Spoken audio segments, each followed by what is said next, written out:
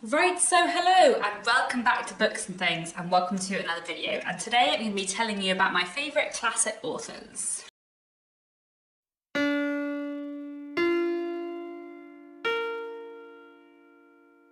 So today I want to tell you about some of my favourite classic authors, and this video is going to be in two parts. So we're going to have a video today and a video up on Thursday, and that are basically part of the same video, but I thought if I tried to make it one video it would be very long. So at some point last year, I think it was in September, I did a video on my favourite modern authors, my favourite contemporary authors, and I talked about 13 contemporary authors who I loved. I think 6 or 7 of them were authors where I'd read their works in full, and then 6 or 7 of them were authors who I felt that the more I read by them, the more they would become favourite authors. So they weren't quite firmly favourite authors yet, because I wasn't very far into their works, but I felt like the more I read by them, the more they would be my favourite authors. And I thought that was quite a fun video to do, and so I thought it would be nice to do the same for classic authors, talking about my favourite classic authors, both the classic authors who I've read a lot by, who I consider firm favourites, and the classic authors who I've kind of started more recently and I'm still early on in a journey with, and I don't really know if they're my favourites yet, but they might be soon, if that makes sense. However, while I had 13 authors for the favourite contemporary authors video, when I started making a list for the favourite classic authors video, I ended up with 27 authors. So I feel like that is too much for one video, so I thought I would just split it into two. So today I'm going to be talking about the authors who are my firm favourites, so I have 15 favourite authors, favourite classic writers today who I want to talk about, and then on Thursday I'll talk about my 13 will-be favourite authors, authors who I think will be favourites when I read more by them, and they're kind of favourites now, but they're maybe not quite favourites, or I'm still kind of at the beginning of my journey with them, I suppose. Obviously who my favourite classic writers are is kind of always developing, but I thought this might still be a kind of fun exercise, a fun video to do. When I did my favourite contemporary authors video, I separated them by authors who I'd read everything by and authors who I hadn't yet read everything by. And I've sort of done a similar thing for my favourite classic authors, but there are some authors on this list in this video today who I haven't read everything by, because they're authors who wrote a massive amount and I've read a lot of their work, but there is still a lot more for me to go. So the authors I'm talking about today are authors where I would say I've read a very big chunk of their work, even if I haven't read all of their work. Obviously a list containing my favourite classic authors is going to end up being very Victorian, because I love Victorian literature a lot and I read a lot of Victorian literature. I would also say that today's video is very dominated by Victorian literature, and then the video coming on Thursday is a lot less dominated by Victorian literature, because I feel like my journey with Victorian literature has been very long and been going for a long time. I've been reading Victorian literature for a long time, whereas there are quite a lot of classic authors who are not Victorian who I've started reading more recently, so they don't necessarily go in the firm favourites I've read a lot by them video, but they do go in the will-be favourites video. So today's video is pretty dominated by Victorian authors and very dominated by British classic literature, because that's what I read a lot of as a teenager and growing up, but Thursday's video is going to be a bit more of a varied list. So I have vaguely ranked the 15 writers I want to talk about today, but the 3 at the bottom, I don't actually know if they go at the bottom, but they're 3 playwrights rather than 3 novelists. So I thought I would talk about them first before I move on to the novelists, because I feel like it's a bit harder to compare them. I thought I would rank today because I do know who my favourite few authors are, but I think probably in Thursday's video I won't rank, I'll just go through the authors I want to talk about. Anyway, let me finally get on to my actual favourite classic writers. As I said, I'm starting off with 3 playwrights, although actually the first author I want to talk about is Anton Chekhov, who was both a playwright and a short story writer. I have read or seen the majority of his plays, not all of them, but I think there's only a couple that I'm missing, and I have also read quite a lot of his short stories, and I absolutely love his writing, both as a playwright and as short fiction writer. Chekhov was a late 19th century Russian writer, and I feel like he writes really interestingly about social change and kind of philosophical issues, I suppose, and kind of, I don't know, the frailty of humanity. That sounds very epic and deep, and in a way Chekhov is very epic and deep, and there's something about his plays that I just really love, because I feel like they do capture a certain mood and tone, and the characters in them feel really real, even though sometimes the characters in Chekhov's plays have very deep philosophical conversations that I feel like people don't always have in real life. There's something about the way his characters interact with each other that feels very real. My favourite 2 plays by him are probably The Cherry Orchard and The Three Sisters, both of which I love, both of which I have read and studied at university and seen on stage, and I just think they're both absolutely fantastic plays about kind of family dynamics and families falling apart. And yeah, I just really like Chekhov a lot. Next, I wanted to mention William Shakespeare, because I do really love Shakespeare. I feel like I very rarely talk about Shakespeare on this channel, mostly because I tend to see Shakespeare rather than read Shakespeare, so I don't tend to like talk about Shakespeare in a wrap-up. Shakespeare, you probably know, is a late 16th and early 17th century English playwright who is, you know, pretty famous. So I've seen on stage 32 of Shakespeare's plays, so I'm missing Henry V, Henry VI, Part 1, 2 and 3, and Titus Andronicus. I've seen all the rest of his plays. I haven't read those 5, the ones that I haven't seen. I would quite like to read Henry V and maybe Henry VI, Part 1, 2 and 3, so I could like complete Shakespeare. I don't know if I ever want to read Titus Andronicus because I think it's just very gory and bloody, and I'm not sure that it will be for me. However, I do in general really like Shakespeare. I love seeing his plays performed, and I have really enjoyed reading them when I've read them in the past as well. I feel like my favourite Shakespeare play is probably A Midsummer Night's Dream, because that probably has the biggest hold on my heart. There's just something lovely and fun and wild about it. But I think like the Shakespeare play I actually think is the best is probably Julius Caesar, which I absolutely love and I think is fantastic. And just, yeah, wonderful. I love Shakespeare a lot. Final playwright I wanted to mention is Eugene O'Neill, who is another playwright I really, really love. He's a early 20th century American playwright, and I just think his plays are fantastic. I have seen a few of them, read a few of them, studied a few of them at university. My favourite is Long Day's Journey into Night, which I just think is one of the best plays ever. It's very grim, but it's about this family who are sort of crumbling, and the play takes place over just one day, you know, from the morning into the night, as we watch these two parents and their grown-up sons just kind of like entirely falling apart, and it's just wonderful and heartbreaking, and yeah, I really love Eugene O'Neill a lot. Right, moving away from playwrights onto novelists, the next 12 people I want to talk about are all ranked.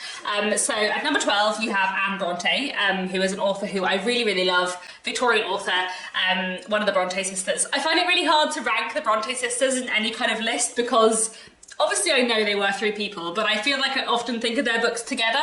I feel like Jane Eyre, Wuthering Heights and The Tenant of Wharfe Hall and Villette are masterpieces, and then I feel like the other books by the Bronte sisters are less strong. Like, I still really like them. I do really, really like Agnes Grey as well, but I don't think Agnes Grey would put Anne Bronte on a list of my favourite authors, but The Tenant of Wharfe Hall does, and I think it's fantastic, but that's probably why she's a bit lower down the list. I love Anne Bronte's writing a lot. I think the way she looks at kind of social issues and the position of women is fantastic. I love the way The Tenant of Wharfe Hall is structured, and the way that it looks at a lot of like really complicated themes. I just think it's such a fantastic book. The Tenant of Wharfe Hall begins with a man called Gilbert, and what happens when he makes the acquaintance of a widow who has moved into the neighbourhood with her son. She's living at Wharfe Hall, and he is kind of falling in love with her, but she is keeping him at a distance, and then later on in the book we get her diary and we get to learn about her life so far, and it's just fantastic, and the themes are just amazing. And yeah, I love The Tenant of Wharfe Hall very much, and that is what puts Anne Bronte on the list of one of my favourite authors of all time. At number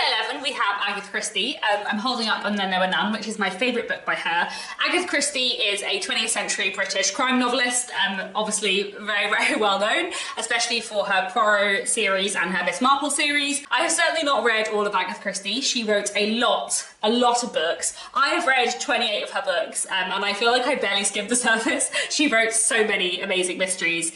Yeah, my favourite, as I said, is And Then There Were None, which is one of her standalone books, which basically follows this group of people who are all brought to this island under false pretenses. They think they're there for various reasons, but actually they've been brought there because they all have done bad things in their past, and now they're going to be punished, and it is just fantastically written. But I've loved nearly everything I've read from Agatha Christie, and I find her books just so enjoyable, so readable, so fun, and her characterization like so impressive, especially for an author who wrote, you know, so many books and created so many characters. I do feel like the characters all feel really real, which I love. So yes, I love Agatha Christie a lot. She is at number 11 on my list. At number 10, I have another 20th century British novelist, and that is Anthony Powell.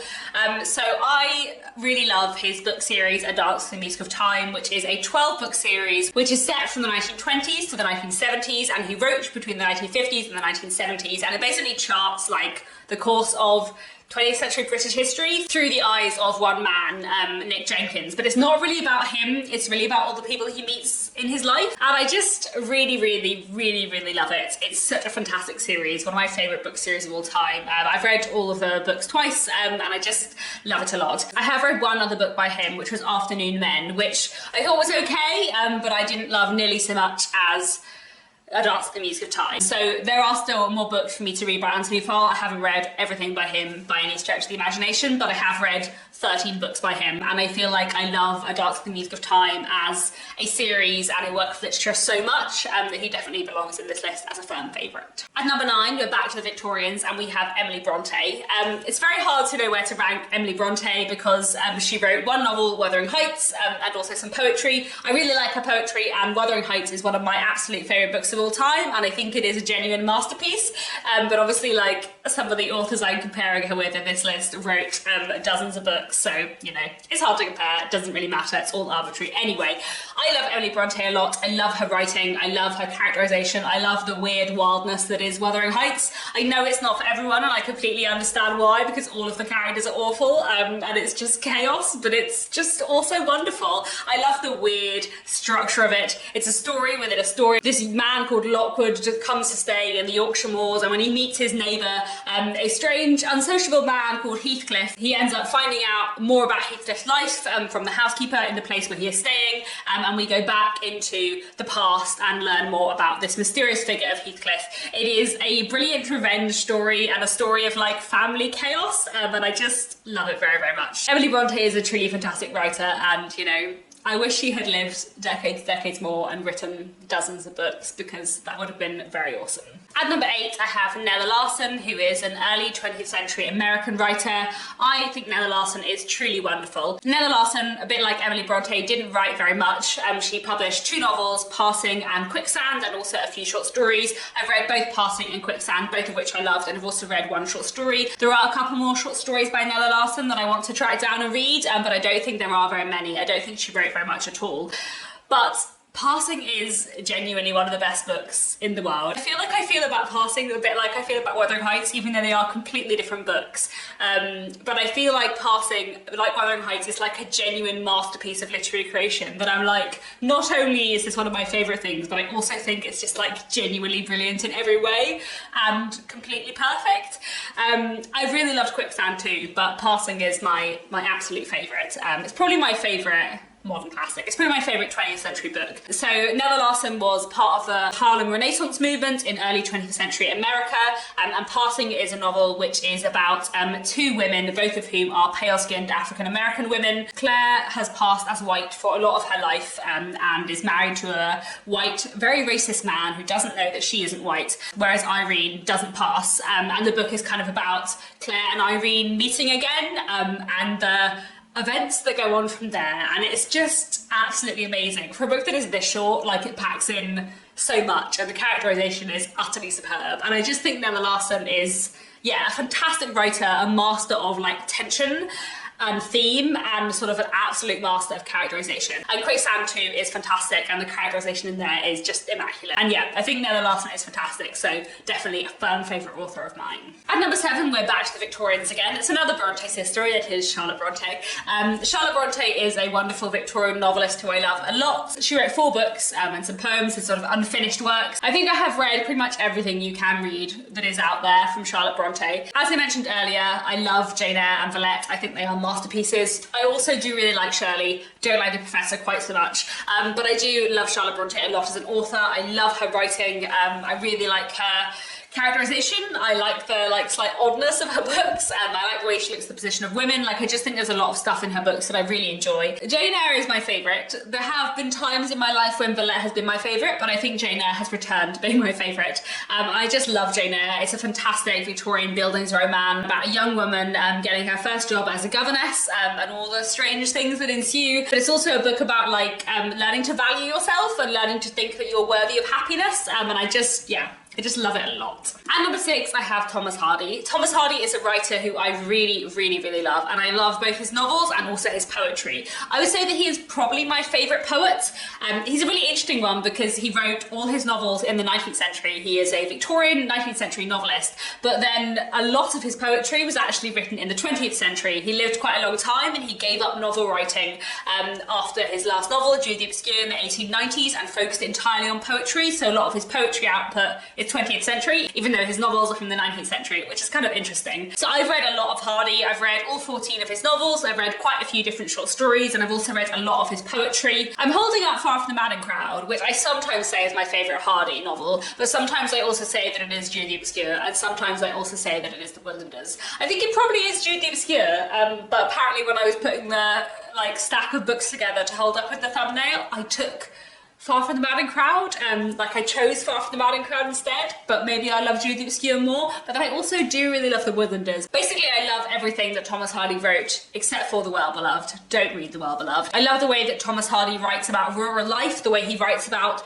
society and communities, the way he writes about gender roles within the Victorian period, about class structures, and about the sort of damage that social structures and the rigidness of social structures can do. I just think Thomas Hardy is a fantastic writer, and yeah, I love him a lot. And number 5, I have Ian Forster. Now when I'm saying it aloud, I wonder if Ian Forster should be below Hardy. I feel like I maybe love Hardy more, especially when I take into account my love of Hardy as a poet, as well as my love of Hardy as a novelist.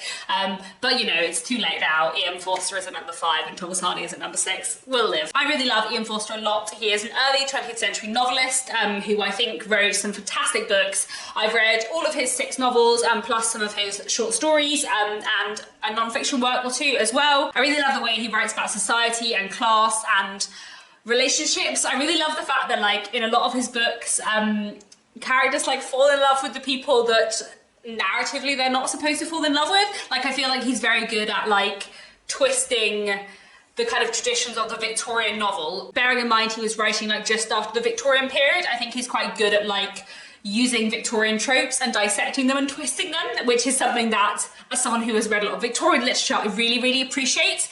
He was obviously just pushing a lot of boundaries of his day in a way that I really, really like. And I also, in general, find his books quite unpredictable because of that. I feel often when I read classics, I find them relatively predictable, but I feel that is not the case at all with Ian Forster.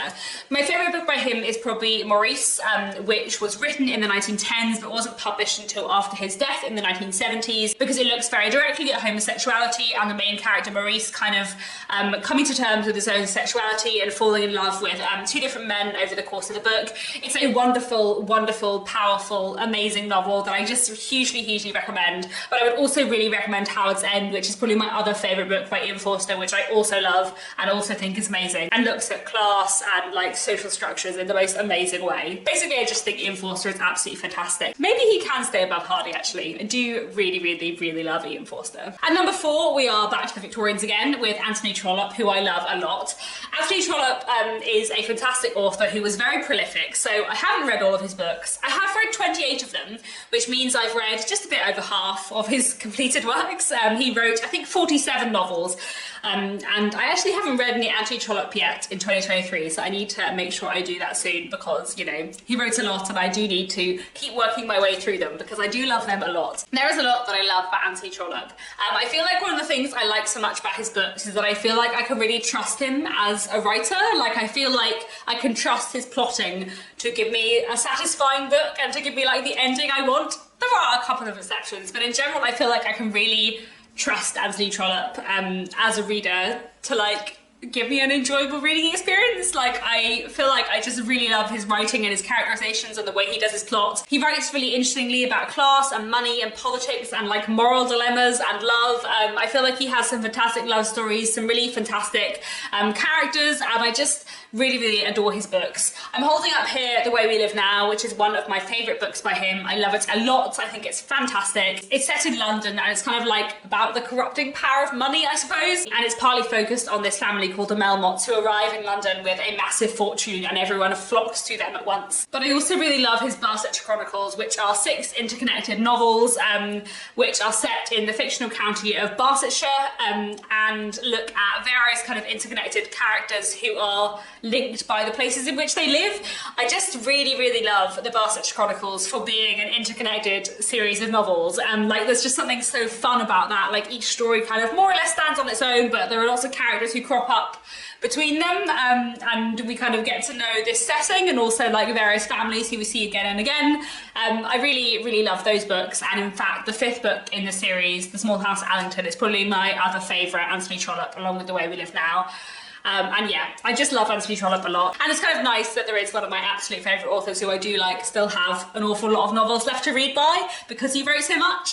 So yeah, love Anthony Trollope a lot. We're into the top 3 now, and at number 3 we have Elizabeth Gaskell. I love Elizabeth Gaskell a lot. She's been a favourite author of mine for a long time. She is a Victorian novelist. I've read, I think, nearly everything you can read by Elizabeth Gaskell. I've read all her 7-ish novels. It's sort of hard to give an exact number here because she wrote quite a lot of novellas, and like which novellas are counted as novels or as shorter works kind of varies on different lists. But anyway, I've read all her novels and all her novellas, I think, and I've read a lot of her short stories as well. And I just think she is absolutely supreme. I love that her body of work is so varied. Like she writes fantastic industrial novels, wonderful gothic stories, like interesting small town comedy of manners, stories with crime elements, historical stuff. Like all her books just feel really different. But I also feel like her characterization is amazing, and the themes and the love stories in her works, I just absolutely love her books so much. I'm holding up North and South, which is my favourite book by her. I absolutely love it. It's about a young woman called Margaret who is moved from the south of England to the north of England, and kind of, it's about her encounters with industrialisation, I suppose, and also her sort of complicated love story with a manufacturer who she meets in the place where she moves to. But I also have a very big place in my heart for Elizabeth Gaskell's novel Wives and Daughters, which contains my favourite character in any book of all time. Am I going to say that? I don't know if he's my favourite character in terms of like the character I love the most, but I feel like Squire Hamley in Wives and Daughters is the most fully realised character I have ever encountered in a novel. And yeah, oh, I love Wives and Daughters so much too. Wives and Daughters is about a young girl called Molly and her kind of coming of age story, and what happens when her father decides to remarry and a new stepmother and stepsister come into Molly's life. And it's just the best book. I mean, obviously I just said that I love North and South more than I do, but also Wives and Daughters is just like superb, and you should all read it. And number 2, my second favourite classic author, my second favourite author of all time is Jane Austen. I've just realised that when I was planning this video, I just like firmly declared that Jane Austen was second place and Elizabeth Gaskell was third. Usually I say that Gaskell and Jane Austen are like vying for second place in terms of my favourite authors, but apparently I decided that today I feel like I love Jane Austen more. Maybe tomorrow I'll feel like I love Elizabeth Gaskell more, because I do love Elizabeth Gaskell a lot. Anyway, let's talk about Jane Austen. You probably heard of her. She's pretty well known. She was a Regency or a late Georgian writer writing in the early 19th century, and I have read nearly everything that you can read by Jane Austen. I've read all her novels, including her novella Lady Susan. I think I've read pretty much all her juvenilia. I've read her letters. I've read her unfinished works. I just love Jane Austen, and I've read a lot by her. She's also the author who I like the most as a person. Like I've read quite a few Jane Austen biographies, and I feel like I'm really interested in Jane Austen's life in a way that I'm not necessarily interested in the life of the author I'll talk about next. I mean, we all know it's Dickens, isn't it? But I really love Jane Austen, and I feel like I not only love Jane Austen's books and love like Jane Austen's work, but I also love like the world around Jane Austen. Like I really enjoy Jane Austen retellings, I really enjoy Jane Austen adaptations, I really enjoy like Jane Austen's life and learning more about her as a person, which I think is partly due to Jane Austen July and like hosting that readathon for the last few years with Marissa from Blatantly Bookish and Claudia from Spencer's Library, and like getting more into the stuff surrounding Jane Austen's books themselves, but also partly to do with the fact that I used to work in the Jane Austen Centre in Bath many years ago, so I spent like a year working there and like just getting really involved in Jane Austen. So there we go. I should probably actually talk about Jane Austen's books. I find her books both like incredibly thought-provoking and incredibly funny, and really readable and joyful. Like reading Jane Austen just brings me such utter joy. My favourite book by her is Pride and Prejudice, which is why I'm holding it up. I do think it's fantastic. I do think it's a wonderful love story, but I also feel like the humour and the character development and the kind of look at money and marriage and the complexities of society, like I just love everything about it in every way. I do also have a very big place in my heart for Mansfield Park though, which is my second favourite book by Jane Austen, and I think it's quite underrated. I love the strength of Fanny Price, its quiet, understated heroine. I love the complexities of the Crawfords. I love the kind of coming of age story elements and the sort of complicated social themes and moral themes it explores. And I just in general think Jane Austen is an absolutely wonderful, incredible author, and yeah, I love her a lot. Finally, my favourite classic writer, my favourite writer of all time is of course Charles Dickens, who I love massively. He is a, pretty important Victorian novelist who you've probably heard of. I have read all his 14 and a half novels. I've also read all his Christmas books, 2 of his non-fiction books, and various shorter works. So there are still a couple of works of non-fiction and quite a few short stories of his that I haven't read, but I have read the majority of his work, and I've read all his novels. And I just love his books so much. There's so much I love about Dickens. I really love his humour. I find his books hilarious, and a bit like Jane Austen, I find them joyful, but I also feel like he has a great blend of kind of the fun stuff and the kind of miserable, grim social critique, which I also love. And I feel like the way his books blend like happy, sad and funny is just great for me. I really enjoy his wild, eccentric characters. I really enjoy all his massive novels and all the long interweaving plots. And there's just something about Dickens that I just absolutely love. I've made plenty of videos about my love for Dickens, so I don't need to go on about it too much here. My favourite book by him is Our Mutual Friend, which is my favourite novel of all time. Our Mutual Friend is a book about various characters who are all kind of linked together by this fortune that has been left to someone who has disappeared. So the kind of premise of the book, I suppose, is like what's going to happen to this fortune and what's going to happen to all the characters who are linked together by this, and it's all kind of set in London around the River Thames, and I just love everything about it. But there's a lot of Dickens books that I really love. I'd really recommend Dombey and Son, Little Dorrit, Bleak House, David Copperfield, and just, all of them, except maybe Oliver Twist.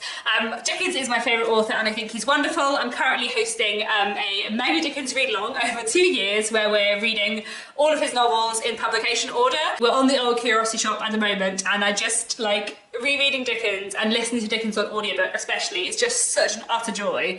I just love his books so much, and yes, my favourite author, definitely my favourite author. So there we go, those are my favourite classic authors, the 15 classic writers who are like firm absolute favourites, who are always going to be my favourites and who I just love a lot. I'll be back on Thursday to talk about some other favourite classic authors who are like newer favourites, who I'm still kind of like getting into their work, and maybe they're going to be like a favourite author of all time, and maybe they won't be, and we'll just kind of have to see. I'm quite excited to make that video, which, probably going to film immediately now, but you'll get to see on Thursday. Do let me know down in the comments what you think of these authors and who your favourite classic authors are.